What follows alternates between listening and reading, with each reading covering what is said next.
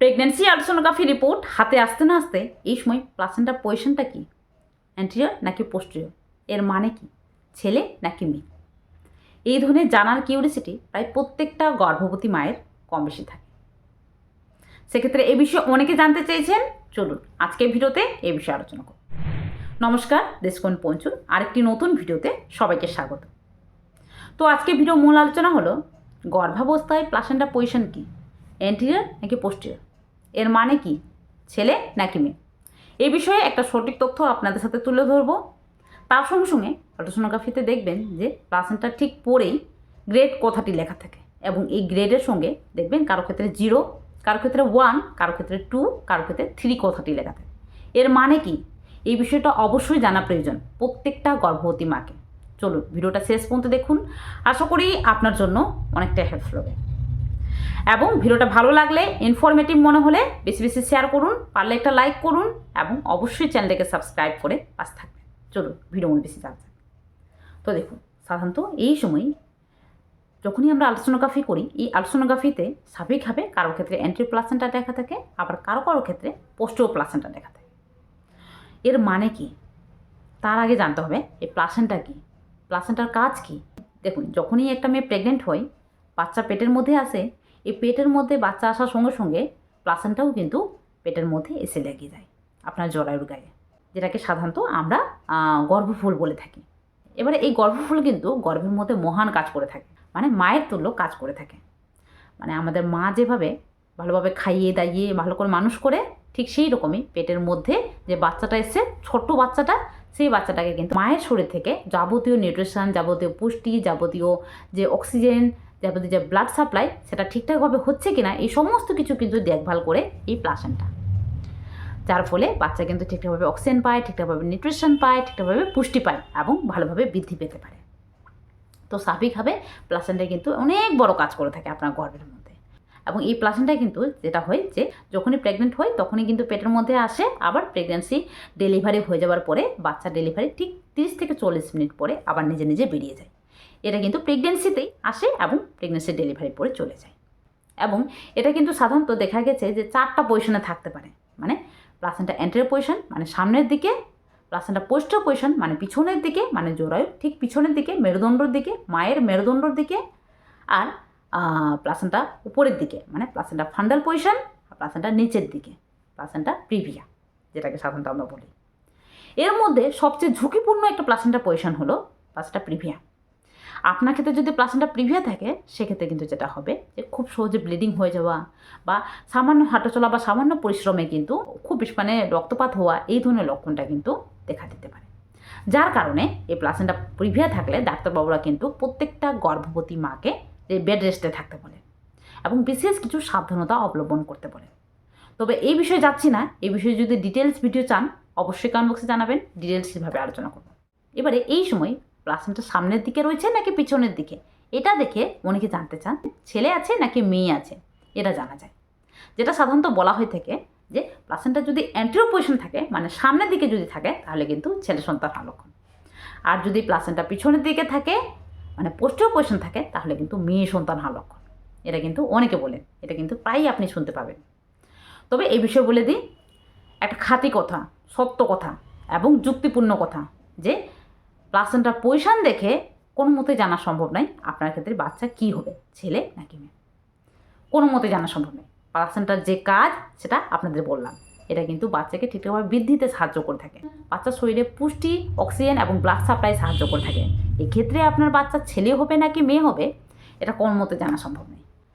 হতে পারে কারো কারো ক্ষেত্রে যে অ্যান্টেরিয়র প্লাসেন্টা ছিল বলে ছেলে সন্তান হয়েছে, আবার কারো ক্ষেত্রে পোস্টেরিয়র প্লাসেন্টা ছিল বলে মেয়ে সন্তান হয়েছে।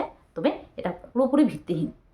আপনার ক্ষেত্রে বাচ্চা যেই হোক, প্লাসেন্টা পজিশন দেখে কোনো মতে জানা সম্ভব নয়। প্লাসেন্টা কিন্তু গর্ভের মধ্যে যে কোনো পজিশনে এসে লাগতে পারে, সেক্ষেত্রে আপনার ছেলেও হতে পারে, মেয়েও হতে পারে। এই বিষয়ে একটা পুরোপুরি পার্সোনাল এক্সপিরিয়েন্স আপনাদের সাথে শেয়ার করি। দেখুন, আমার এক দিদি ছিল যে কিন্তু প্রথমবার যখন প্রেগনেন্ট হই, তার ক্ষেত্রে প্লাসেন্টা কিন্তু পোস্টেরিয়র পজিশনে ছিল।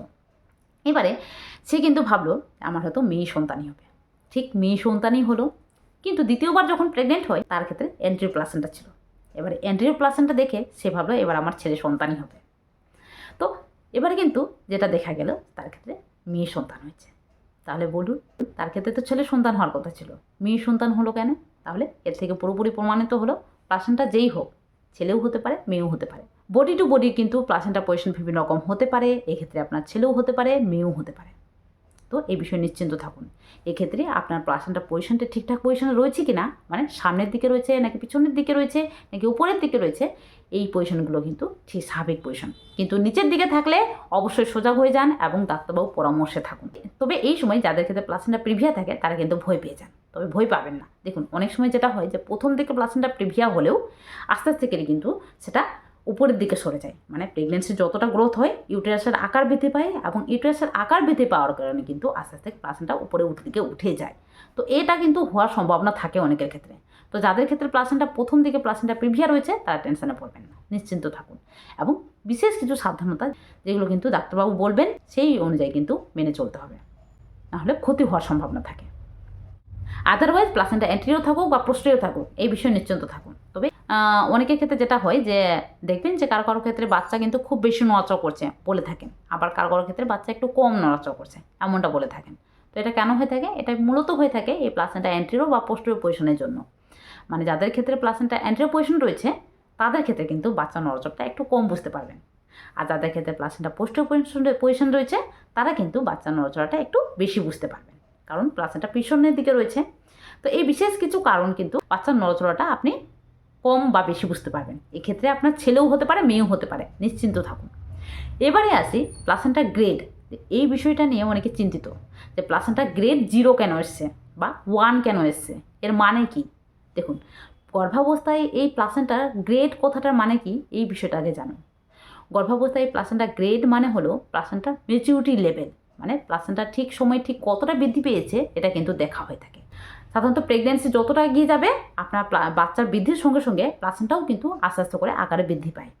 তো এই সময় প্লাসেন্টা যত আকারে বৃদ্ধি পাবে এটা কিন্তু সেই হিসাবে গ্রেড দেওয়া হয়ে থাকে।